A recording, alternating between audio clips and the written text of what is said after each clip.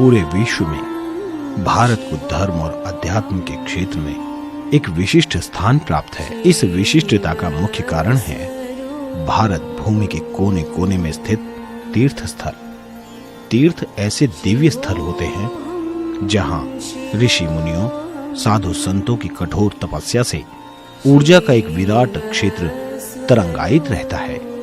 इसीलिए तीर्थ स्थलों पर जाकर मनुष्य अपने मनोजगत के भीतर एक सकारात्मक परिवर्तन के साथ साथ स्वयं को परमात्मा से भी जुड़ा हुआ अनुभव करने लगता है।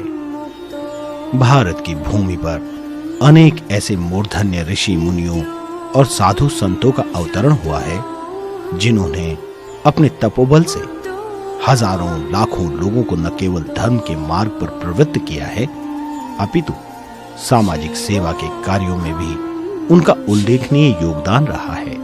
भारत की इसी महान संत परंपरा में गुजरात के हनुमंत कुंज परमार्थ आश्रम पीठाधीश्वर परम पूज्य स्वामी श्री गंगेश्वरानंद दास जी महाराज का नाम अत्यंत आदर के साथ लिया जाता है। सूर्य के समान दमकता मुखमंडल, किंतु वाणी में एक अपूर्व शीतलता और सौम्यता, सभी भक्तों पर समान रूप से अपना स्नेहाशीष बरसाने वाले परम पूज्य स्वामी श्री गंगेश्वरानंद दास जी महाराज के दर्शन पाकर हृदय में आस्था स्वतः ही जागृत हो जाती है और हाथ स्वयं ही उनका वंदन करने के लिए जुड़ जाते हैं। गुजरात के आणंद शहर के निकट स्थित है वेरा खाड़ी। इसी वेरा खाड़ी में स्थित है हनुमंत कुंज परमार्थ आश्रम। यहाँ सूर्य पुराण तथा नारद पंचरात्र में वर्णित श्री अयोध्यानाथ जी भगवान का दिव्य विग्रह स्थापित है। भगवान के स्वरूप की प्राकट्य कथा नारद पंचरात्र एवं सूर्य पुराण में वर्णित है।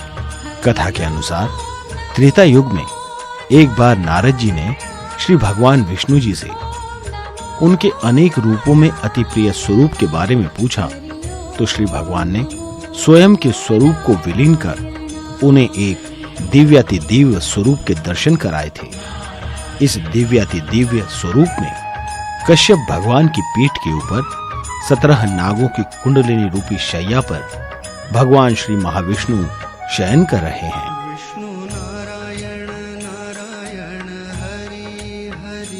श्री महालक्ष्मी जी उनके चरणों की सेवा कर रहे हैं।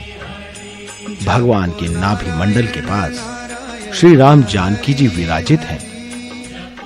ऊपर मध्य में शेष अवतार श्री लक्ष्मण जी, शंख चक्र अवतार श्री भरत जी और शत्रुघ्न जी सेव्य भाव में हैं। श्री भगवान के इस दिव्य स्वरूप के नीचे की ओर पार्षद रूप में श्री हनुमान जी और श्री गरुड़ जी दास भाव में विराजमान हैं। मध्य में आदि गणपति जी ज्ञान मुद्रा में विराजित हैं।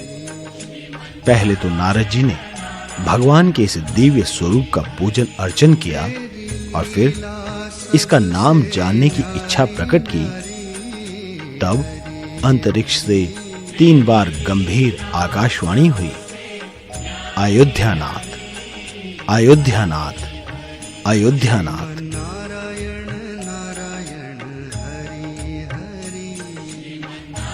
भगवान के इस दिव्य स्वरूप के दर्शन पाकर कृतार्थ हुए नारद जी ने मृत्यु लोक में मानव कल्याण के लिए श्री भगवान के प्रादुर्भाव के संबंध में पूछा, तो पुनः अंतरिक्ष से घोषणा हुई। कलयुग का कुछ समय व्यतीत होने के बाद वशिष्ठ गोत्र में जन्मे एक संत के द्वारा भूलोक में अर्चा विग्रह स्वरूप में नारद तीर्थ में मेरा प्राकट्य होगा। उसी आकाशवाणी के अनुसार वशिष्ठ गोत्र में जन्मे संत हैं परम पूज्य अनंत श्री विभूषित श्री श्री 1008 स्वामी श्री गंगेश्वरानंद दास जी महाराज, जिनकी कठोर तपस्या के फल स्वरूप ही भगवान श्री अयोध्यानाथ जी इस स्थान पर विराजमान हैं। यहाँ का प्रधान देव हैं श्री अयोध्यानाथ जी। इस अयोध्यानाथ जी का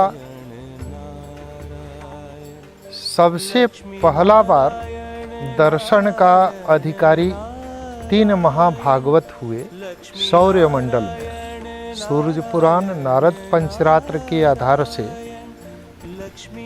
ये स्वरूप का श्लोकबद्ध वर्णन थे। मुझे साधना के पक्ष से वशिष्ठ जी का ही भाव रखा। नारद जी के जीवन की ये विशेष तपोभूमि मुझे मिली। इच्छा हुई कि इस स्वरूप का ही झांकी मैं यहाँ पधराऊं। उत्तर भारत के शिल्पियों से मैं मिला।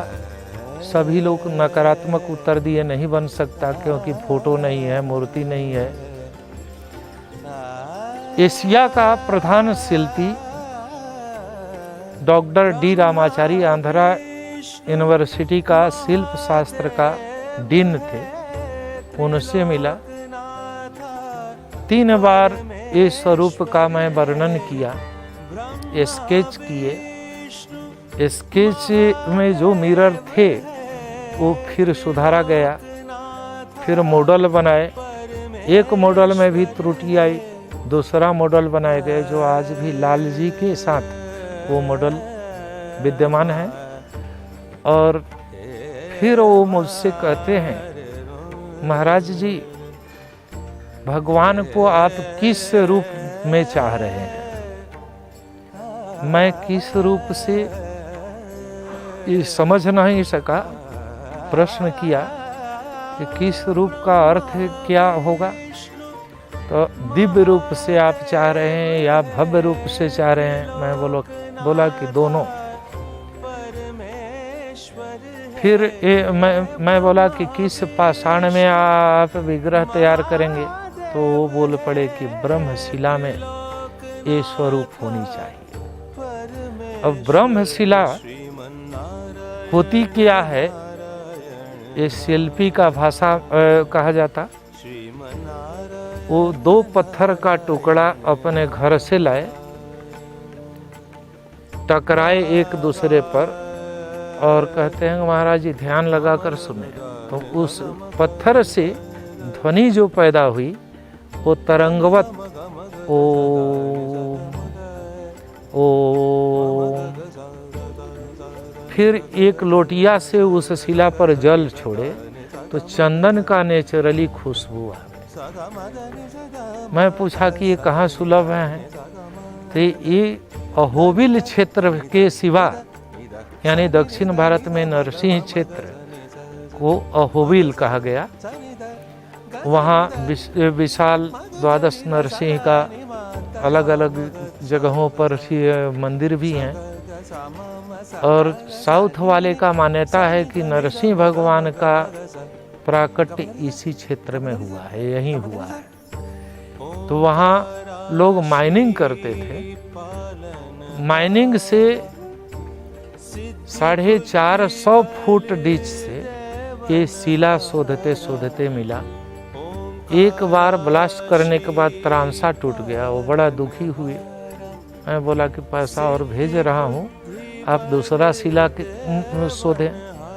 फिर मिला करीब 16 टन का एक ही शिला कटिंग करके 3 क्रेन से लिफ्ट करके बाहर लाया गया और उसमें से ये विग्रह निर्माण हुई। अब भगवान जब निर्मित हो गए, यहाँ लाए गए, 5000 से ऊपर श्रद्धालु भक्त एकत्र थे। लोग प्रयास किए, 1 इंच भी गाड़ी से शिला नहीं खसे।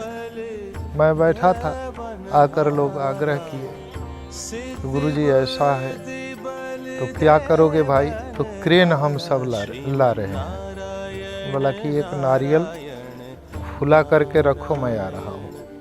फिर विचार कर नारियल फोड़ा, भगवान को विनय किया कि चलो पधारो। मात्र 15-16 व्यक्ति ही हाथ लगाए और भगवान खसते खसते सिंहासन पर बैठ गए।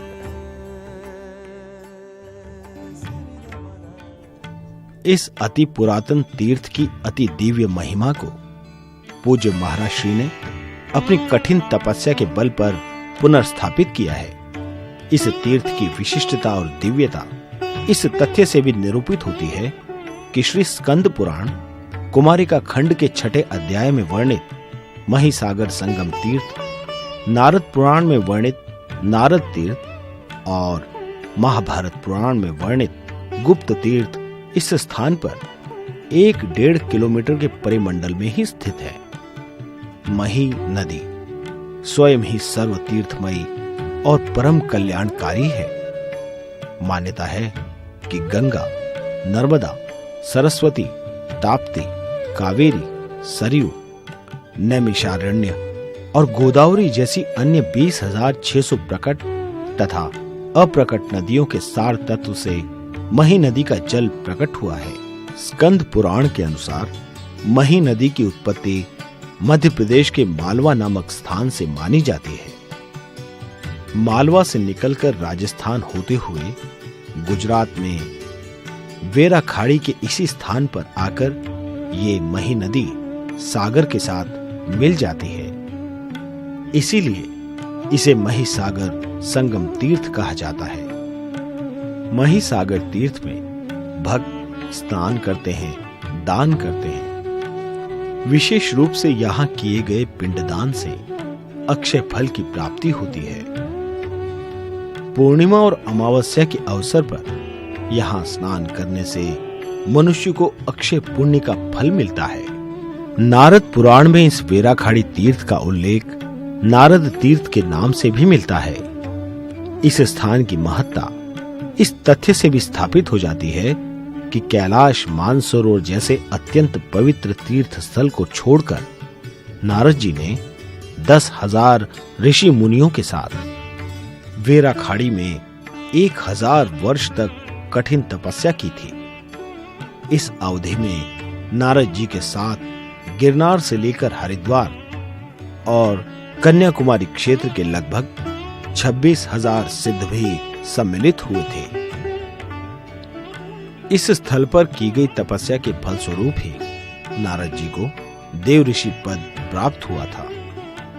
नारद जी द्वारा 1000 वर्ष तक की गई तपस्या के प्रभाव से ही शनिवारी अमावस्या पृथ्वी लोक पर आई थी। शनिवारी अमावस्या के महत्व को जानने वाले नारद जी ने इसे हर वर्ष आने का श्राप दे दिया था।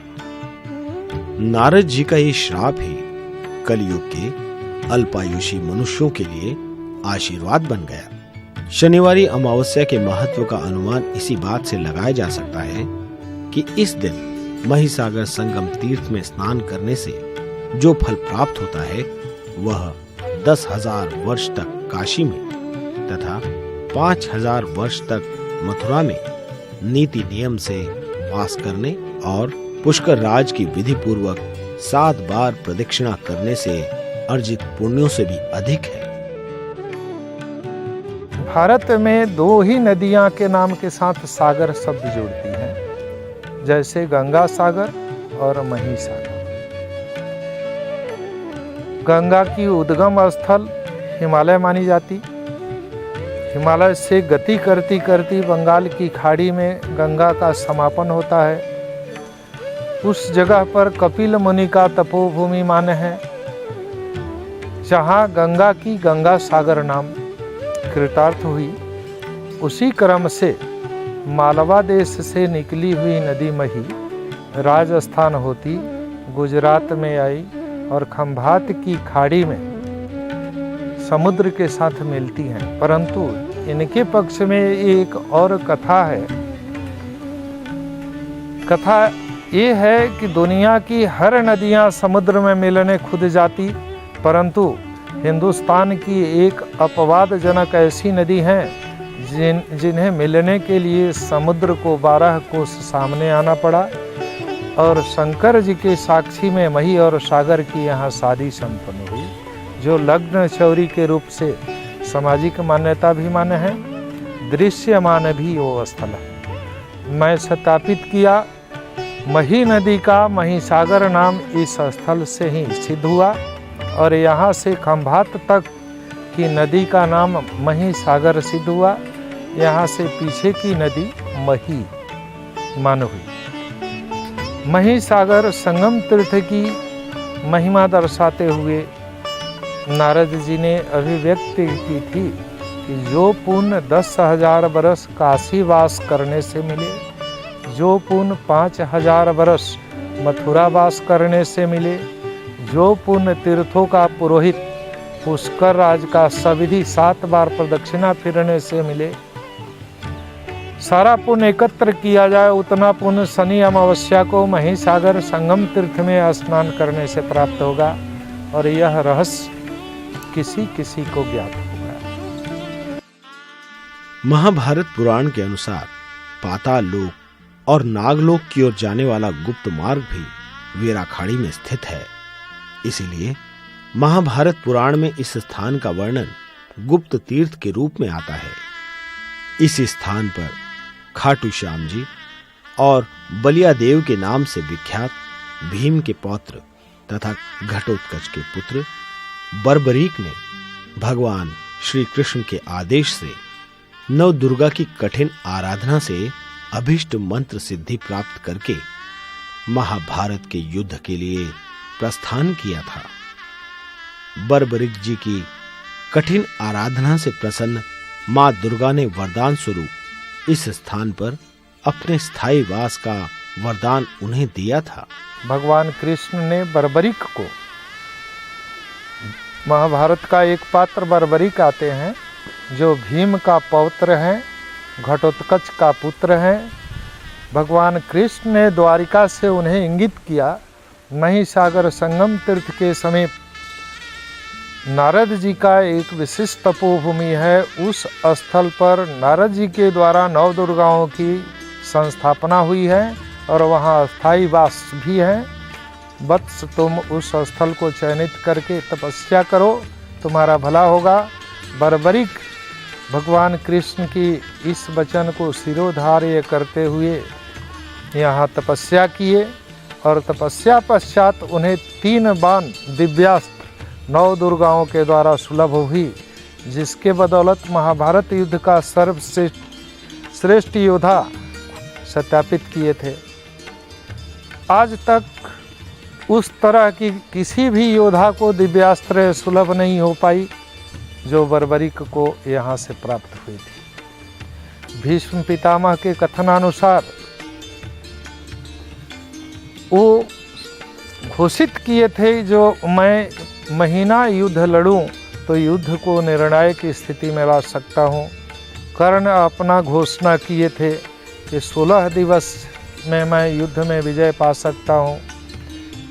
अर्जुन घोषित किए थे जो 8वाड़िया में मैं युद्ध को विराम गांडीव के माध्यम से दे सकता हूं। बर्बरीक से पूछा गया तो बर्बरीक घोषित किए कि आँख के पलक पड़ते देर में मैं सबको पूरा कर सकता हूँ।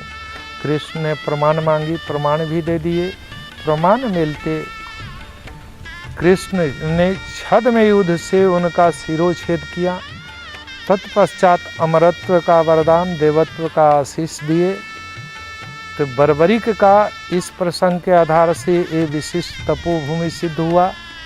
इस प्रसंग के आधार से 9 दुर्गाओं की अस्थायी वास यहाँ सिद्ध हो रही है। तपस्या काल में नागलोक का मार्ग का भी वर्णन आया है और तक्षक के नेतृत्व में यहाँ पर एक नागलोक भी अवस्थित है। उस काल में 26,000 लाक्ष नाम का असुरगण नागलोक पर हावी होकर कब्जा लिए थे। एक असुर का पीछा करते करते बर्बरीक ने वहां एंटर किए और तमाम असुरों को संहार करके नागलोक को प्रशस्त किए थे। गुजरात प्रांत की हिंदू प्रजा इन्हें बड़िया देव के नाम से जानती हैं। राजस्थान परिवेश में खाटू श्याम से पहचाने जाते और पूरे भारतवर्ष में जहाँ जहाँ शीतला माता की मंदिर होती है तो पिंडी बनते हैं जो सीमेंट का गोल आकार दिए जाते हैं। एक दूसरा भी पिंडी बनाए जाते हैं, वो बर्बरीक का होता है। तो शीतला माता के साथ बड़िया देव का प्रायः पूजा पूरे भारतवर्ष में होती है। हनुमंत कुंज परमार्थ आश्रम, यहाँ सनातन धर्म की मान्यताओं के अनुसार ही विभिन्न देवी देवताओं के विग्रहों की प्राण प्रतिष्ठा की गई है।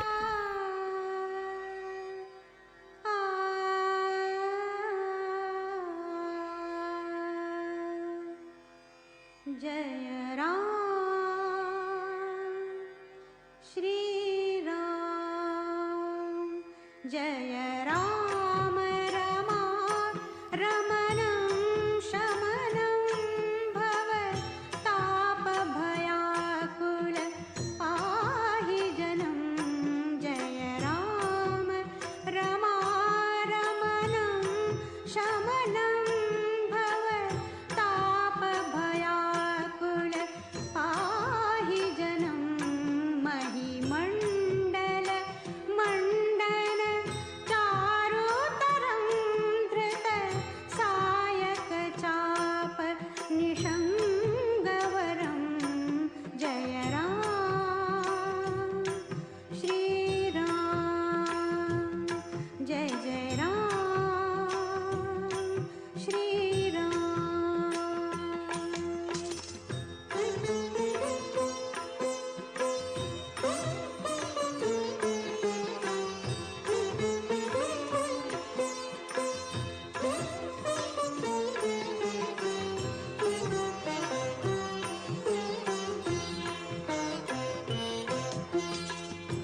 मुनिमानस पंकज भृंग भजे रघुवीर महारण धीर अजय, मुनिमानस पंकज भृंग भजे रघुवीर महारण धीर अजय, तव नाम जपामि नमामि हरि भव रोग महामद मानरी, जय राम भक्त शिरोमणि राम भक्त हनुमान जी का मंदिर, जय जय राम, सहस्त्र लिंगेश्वर मंदिर, जय राम सूर्य भगवान के साथ साथ नवग्रह मंदिर,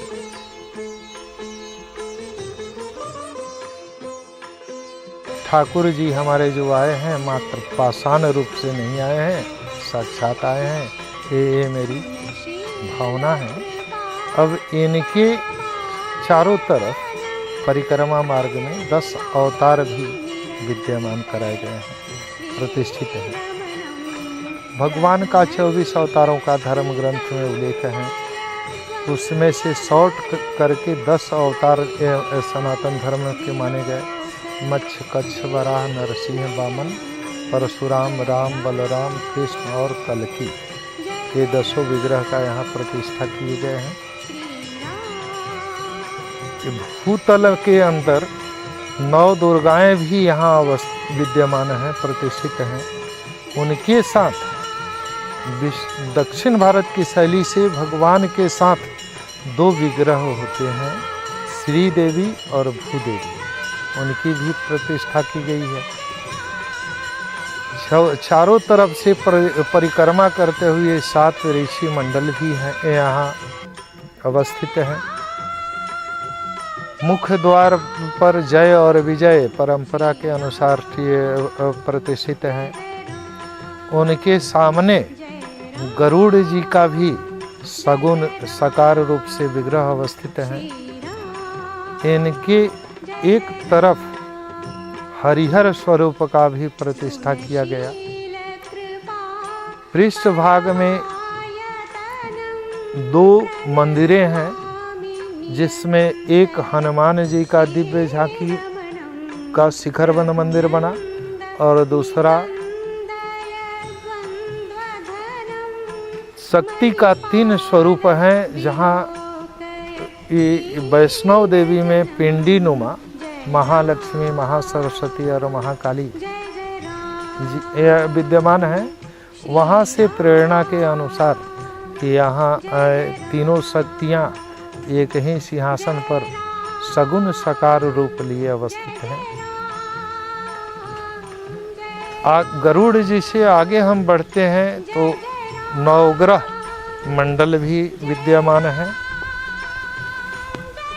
नवग्रह के साथ सहस्त्रलिंगेश्वर महादेव का भी मंदिर अवस्थित है, जो शिव पंचायत की झांकी दिग्दर्शित हो रही हैं।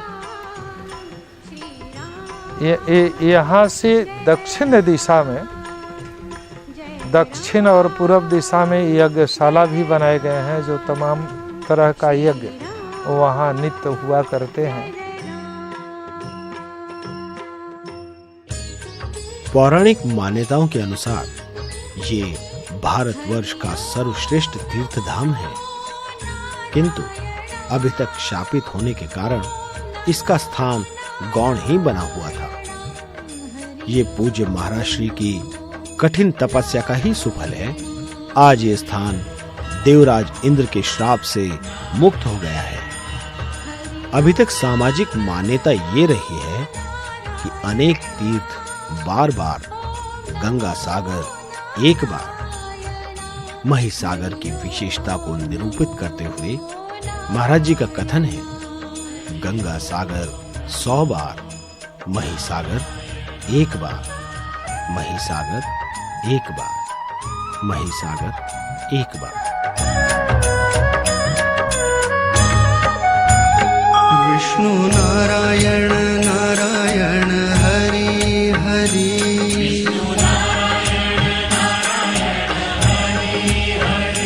जपो नारायण नारायण हरि हरि,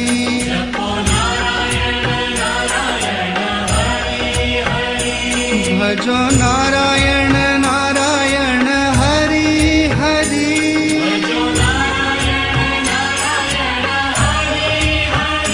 जय जय